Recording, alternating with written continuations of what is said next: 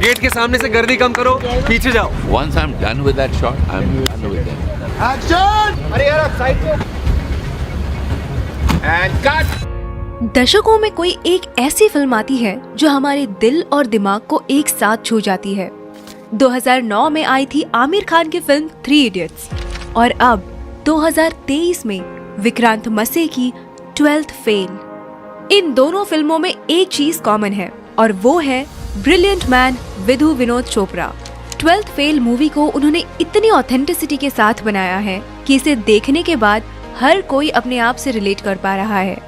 तो चलिए देखते हैं इस must watch movie 12th fail के कुछ बिहाइंड द सीन्स और जानते हैं कि आखिर कौन कौन से लोकेशंस पर इस मूवी को शूट किया गया है। साथ ही जानेंगे कि इस फिल्म की ऑथेंटिसिटी को मेंटेन करने के लिए मेकर्स को क्या क्या करना पड़ा। तो स्वागत है आपका आपके अपने चैनल अनिकेत निगम क्रिएशंस पर। जैसा कि हम सब जानते हैं कि 12th फेल एक रियल लाइफ स्टोरी है जो कि बेस्ड है मनोज कुमार शर्मा पर, जिन्होंने अत्यधिक गरीब परिस्थितियों के बावजूद one of the most difficult exam crack किया और IPS ऑफिसर बने। इस मूवी की स्टोरी राइटर्स ने अनुराग पाठक जी की लिखी हुई बुक 12th फेल से ली है। Transformation of Vikrant into Manoj. Vikrant मसे ने जिस परफेक्शन के साथ मनोज कुमार शर्मा के इस कैरेक्टर को प्ले किया है वो शायद ही कोई और कर पाता। उस रोल के लिए उन्हें काफी मेहनत करनी पड़ी। एक्चुअल शूट शुरू होने से पहले ही डायरेक्टर विधु चोपड़ा विक्रांत मसे और मूवी के कुछ क्रू मेंबर्स के साथ इस गांव में आए थे। ये मध्य प्रदेश का रेहा विलेज है जो कि चंबल एरिया के पास है और यहीं पर इस मूवी के सारे गांव वाले सीन्स शूट हुए थे। मनोज का ये गांव वाला लुक जो हमें इतना परफेक्ट दिखता है, आपको ये जानकर हैरानी होगी कि इसके लिए विक्रांत ने किसी भी तरह का मेकअप नहीं किया था। वो हर रोज घंटों सिर्फ बनियान पहनकर धूप में बैठा करते थे और इसी तरीके से उन्होंने नेचुरली खुद को टैन कर लिया था just to achieve that perfect look. अरे क्या बात है। Morning sir.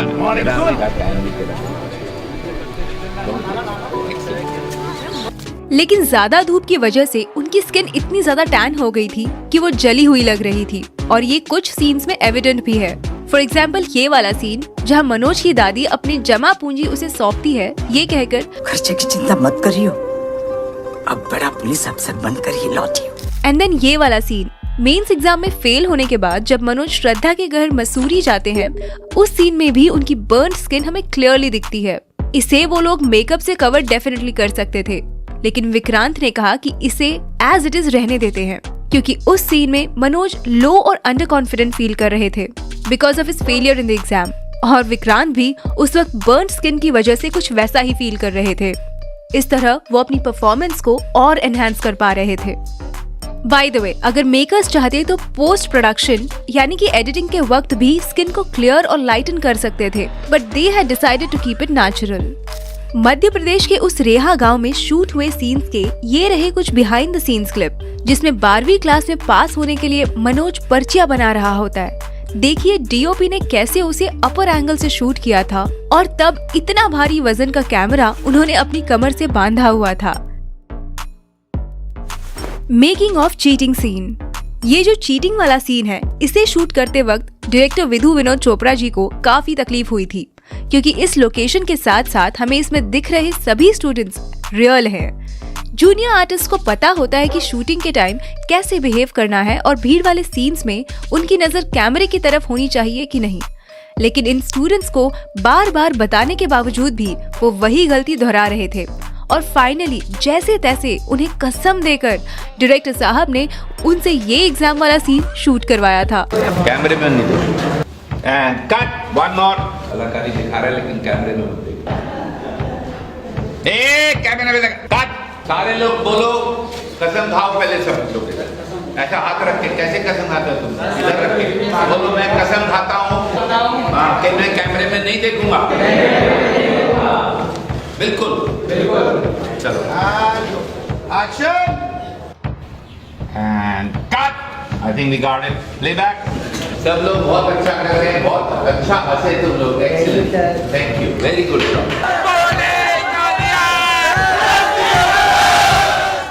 Mastering a jugaad driving. Total इसमें 4 और रिवर्स। ये जो सवारी थी उसे गांव वाले लोग जुगाड़ कहते हैं, क्योंकि इसे किसी कंपनी में नहीं बल्कि गांव के किसी बुद्धिमान आदमी ने लिमिटेड रिसोर्सेज से जुगाड़ करके बनाया होता है। इन जुगाड़ू चीजों को चलाना भी उतना ही मुश्किल होता है जितना इसका इनोवेशन। घर के खर्चे निकालने के लिए मनोज और उसका भाई इस जुगाड़ को चलाते हैं। इन कुछ सीन्स के लिए मनोज के भाई का रोल प्ले कर रहे एक्टर राहुल कुमार ने स्पेसिफिकली ये जुगाड़ चलाना सीखा था और तब जाके इसके कुछ सीन्स उसी एमपी के गांव रेहा में शूट किए थे। पहले दिन तो मुझे बहुत तंग किया इस अफलातून ने, लेकिन हाँ धीरे धीरे पकड़ में आई। Making a setup at Mukherjee Nagar. जब मनोज अपने नए नवेले दोस्त पांडे के साथ आईपीएस बनने दिल्ली आता है, तब वो वहाँ लगे हुए सब कोचिंग के एडवर्टाइजमेंट्स वाले ढेर सारे बैनर्स और पोस्टर्स देखता है। उसी के साथ वो मुखर्जी नगर की भीड़ भी देखता है और अपने दोस्त से कहता है, इतने सारे स्टूडेंट है भैया, कैसे हो पाएगा? वेल, ये सब जो बैनर्स वहाँ लगे हुए हैं वो मूवी के प्रोडक्शन डिजाइनर टीम की ही बनाई हुई है। इस सीन को दिल्ली के मुखर्जी नगर में ही शूट किया गया था, जिसे यूपीएससी एस्पिरेंट्स का हब भी कहा जाता है।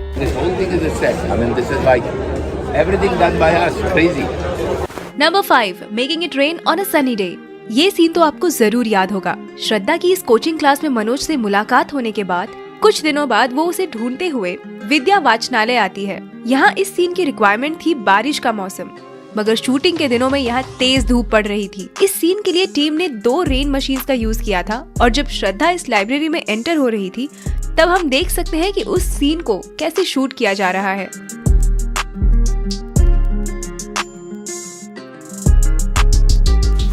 Number 6, Medha sang a song in reality। इस ट्रूथ एंड डेयर सीन में जब श्रद्धा पर गाना गाने का डेयर आता है, आपको ये जानकर हैरानी होगी कि ये आवाज न श्रेया घोषाल की है न किसी और प्लेबैक सिंगर की, बल्कि इसे खुद मल्टी टैलेंटेड एक्ट्रेस मेधा शंकर ने ही गाया है, और वो भी ऑन लाइव लोकेशन। इससे हम समझ सकते हैं कि ये मूवी कितनी ऑथेंटिसिटी के साथ बनाई गई है। जब कास्ट एंड क्रू में से कोई अच्छा काम करता था तो डायरेक्टर विधु उसे 20 रुपए एज अ रिवॉर्ड देते थे, as a mark of good job that somebody had done. जब इस पर्टिकुलर सीन का शूट खत्म हुआ तो विधु जी ने मेधा को 100 रुपए दिए थे, which was 5 times of his regular reward. Indeed, it was worth it. क्योंकि सच में यहाँ पे मेधा जी की परफॉर्मेंस हार्ट स्टीलिंग थी। 100 rupees. When I give 100 rupees, you know how nice it is. ये सीन दिल्ली के दिल्ली हाट इस रियल लोकेशन पर शूट हुआ था। इस सीन को अगर आपने गौर से देखा हो तो आपको रियल कपल मनोज कुमार शर्मा और श्रद्धा जोशी भी यहाँ पीछे बैठे हुए दिखाई देंगे। इन दोनों को बैकग्राउंड में आउट ऑफ फोकस ही क्यों ना हो, लेकिन इस मूवी का हिस्सा बनाना था और ये आइडिया डायरेक्टर विधु जी का ही था। इस सॉन्ग को फिर बाद में मेधा जी की आवाज में एज अ फिल्म वर्जन भी रिकॉर्ड किया गया था। Number 7, Rajneesh transformation. फिल्म के सभी कैरेक्टर्स की स्क्रिप्ट के अकॉर्डिंग एजिंग की जा रही थी और उनके लुक चेंज किए जा रहे थे, लेकिन जब मनोज की छोटी बहन रजनी की बात आई तो उसे छोटा बड़ा कैसे दिखाया जाए, ये चैलेंज मेकर्स के सामने था। इसकी तो कोई छोटी बहन भी नहीं थी जिसे वो छोटी रजनी दिखाते, लेकिन हाँ इसका एक छोटा भाई जरूर था, तो उन्होंने उस पर ये एक्सपेरिमेंट किया और उस लड़के को ही छोटी रजनी बनाकर शूट किया। और क्योंकि वो दोनों भाई बहन थे, उनके फेस कट्स अच्छे से मैच हो रहे थे और कुछ इस तरह उन्होंने रजनी के कैरेक्टर में ऑथेंटिसिटी मेंटेन की थी। Number 8, special appearance of doctor Vikas Divya Kirti. हम सब इससे वाकिफ हैं कि 12th फेल में दृष्टि IAS के founder and coach Vikas sir का स्पेशल अपीयरेंस है। डायरेक्टर ने एक्शन बोलते ही विकास सर की क्लासरूम में एंट्री हो जाती है। सर आगे जाकर स्टूडेंट्स को सिविल सर्वेंट का महत्व समझाते हैं। आइए Vikas sir, very good, walk fast.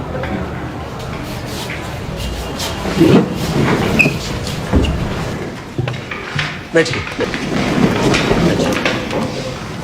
IAS बनना बड़ी बात नहीं है, बड़ी बात यह है कि जिस कुर्सी पर आप बैठेंगे ना, उससे आपकी इज्जत ना हो, बल्कि आपसे उस कुर्सी की इज्जत बढ़े। और फिर एक दिन आएगा जब आप मुझसे मिलने आएंगे, आप नहीं मैं खड़ा हूंगा। जब ये शॉट फाइनलाइज हुआ तो डायरेक्टर विधु जी ने विकास सर को गले लगाया और उन्होंने इसके बारे में क्या कहा, सुनिए। I've been making movies for 50 years now, but this is one of the best crowd scenes I've handled. I am so worried about the looks and none of you look at the camera. So hats off to you.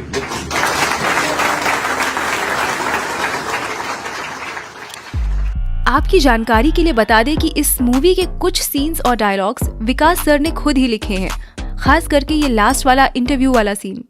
12th fail को पहले राजकुमार ईरानी direct करने वाले थे, लेकिन इसे लिखते लिखते विधु जी इन characters से कुछ इस तरह अटैच हुए कि उन्होंने इसे खुद ही डायरेक्ट करने का फैसला किया। यूजुअली विधु विनोद चोपड़ा अपने फ्रेंड्स राजकुमार ईरानी और अभिजात जोशी के साथ कोलैबोरेट करके लिखते हैं, लेकिन उस टाइम पीरियड में वो दोनों डंकी पर काम करने में बिजी थे। काश राजकुमार ईरानी डंकी की बजाय 12th फेल को डायरेक्ट करते। उनकी डंकी ने तोड़ी हुई ब्लॉकबस्टर की स्ट्रीक टूटने से तो बच जाती। Shooting at UPSC headquarter. Climax में जब यूपीएससी के प्रीलिम्स और मेंस को क्वालिफाई करने के बाद मनोज को जो इंटरव्यू कॉल आता है, तब मनोज के साथ श्रद्धा उसे यूपीएससी हाउस तक छोड़ने आती है। यहाँ गेट के बाहर जितने भी सीन्स हैं, इन्हें रियल लोकेशन दिल्ली के धौलपुर हाउस पर ही शूट किया गया है। ये वही जगह है जहाँ पर यूपीएससी के इंटरव्यूज लिए जाते हैं और यहाँ पर मूवी को शूट करने के लिए मेकर्स को स्पेशल परमिशन लेनी पड़ी थी। लेकिन उसके बाद के जितने भी अंदर वाले सीन्स हैं, उन्हें वहाँ शूट के लिए परमिशन नहीं मिली और इसी के कारण उन्होंने ये सारे सीन्स इसी हाउस के रेप्लिका में शूट किए थे। ये एग्जैक्ट रेप्लिका न्यू दिल्ली में रिकंस्ट्रक्ट किया गया था। Making of the song restart. Bollywood में जो पहले कभी ना बना हो, कुछ ऐसा एंथम सॉन्ग डायरेक्टर विधु जी को इस 12th फेल मूवी के लिए बनाना था। जैसे कि कोई कमरे में गा रहा हो, थोड़ा सुरीला और थोड़ा बेसुरा, थोड़ा आगे थोड़ा पीछे। तो शांतनु मोइत्रा ने इस रीस्टार्ट सॉन्ग को कंपोज किया था और देखिए इसे कैसे रिकॉर्ड किया जा रहा है। विधु जी ने इसे उनके असिस्टेंट डायरेक्टर से रिकॉर्ड करवाया था, क्योंकि उनका कहना था कि ये लोगों का गाना है तो लोगों को ही गाना है। Detailing in the shots. 12th fail को कम्प्लीटली ऑथेंटिक बनाती है इस पर की गई डिटेलिंग। तो चलिए बात करते हैं इस मूवी के कुछ डिटेल्ड सीन्स की। सबसे बेस्ट चीज ये थी कि मनोज कुमार शर्मा और श्रद्धा जोशी, इन दोनों के भी रियल लाइफ के नेम्स मूवी में भी एज इट इज रखे गए थे। मनोज गरीब घर से बिलोंग करता है, तो उसके सभी सॉन्ग्स हमें क्लासिकल बैकग्राउंड म्यूजिक के ही सुनने को मिलते हैं।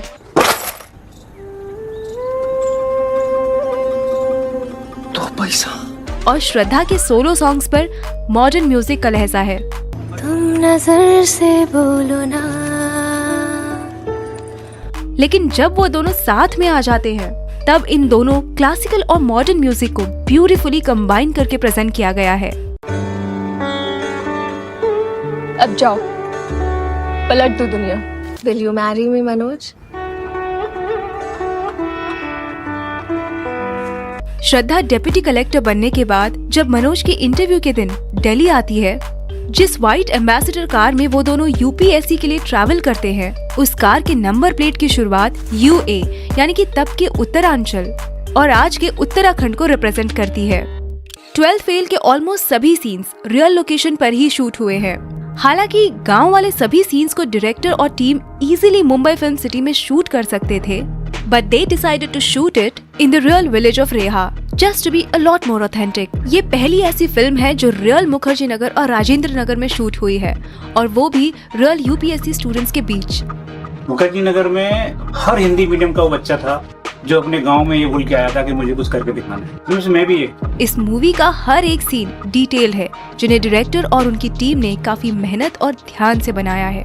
हार नहीं मानूंगा 12th fail restart based on A true story inspired by million true stories. इसका माने क्या है? हजारों कहानियों से प्रेरित है, तो हजारों कहानियां किनकी कहानियां हैं? वो आपकी कहानी है। और वो पोस्टर में आप ढूंढते रहिएगा कि हीरो कहाँ है, वो आपको नजर नहीं आएगा। एक्चुअली इसमें अगर हम स्पॉट पे हीरो कॉन्टेस्ट करें तो बहुत इंटरेस्टिंग होगा, आपको पता ही नहीं लगेगा कि है कहाँ। यही मैं कहना चाह रहा हूँ। इसमें तो एरो लगाया है हमने आपके लिए कि आप ढूंढ लें कि हीरो कहाँ है। ये होते हैं रियल हीरो। हजारों में से एक मनोज, जैसे हजारों लोगों लाखों लोगों में आप एक है। कई लोगों ने कहा कि उनका हीरो जो गौरी भैया है, कोई कहता पांडे है, कोई कहता मनोज है, कई कहते श्रद्धा है। तो जब आप ये फिल्म देखें तो हमको जरूर बताइएगा कि आपकी नजरों में इस फिल्म का सही हीरो कौन। मैं भी हो सकता हूँ, अगर आपको लगता है मैं हूँ तो वो भी बता दीजिए। 12th फेल 27 अक्टूबर 2023 को थिएटर्स में रिलीज हुई थी। रिलीज पर क्रिटिक्स ने तो इसे अच्छा रिस्पांस दिया ही था, लेकिन पब्लिक ने भी इसके तारीफों के पुल बांध दिए थे। यही नहीं, बल्कि कमल हासन सर ने भी 12th फेल देखने के बाद तारीफ भी की थी।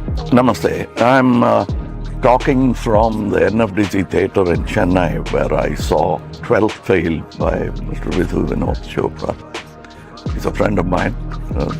These are occasions when you feel proud to say that you're somebody's friend. It's not an ambitious film, but it's a film about ambition. And to craft such a film and make it work, that is ambitious. And he has embarked upon it. I'm very happy I saw the film. Most of them who saw the film I spoke to had only one thing to say.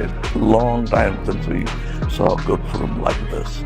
I would like to second that motion. Thank you, Vinod Chopra, for making a film like this. It brings back hope in filmmakers like me to confidently go ahead and do what you love most. Restart. अगर आप भी 12th fail देख चुके हैं तो कैसी लगी आपको विक्रांत, मेधा और बाकी एक्टर्स की परफॉर्मेंस? हमें कमेंट करके जरूर बताएं। क्या रहा तेरे रिजल्ट का? IPS।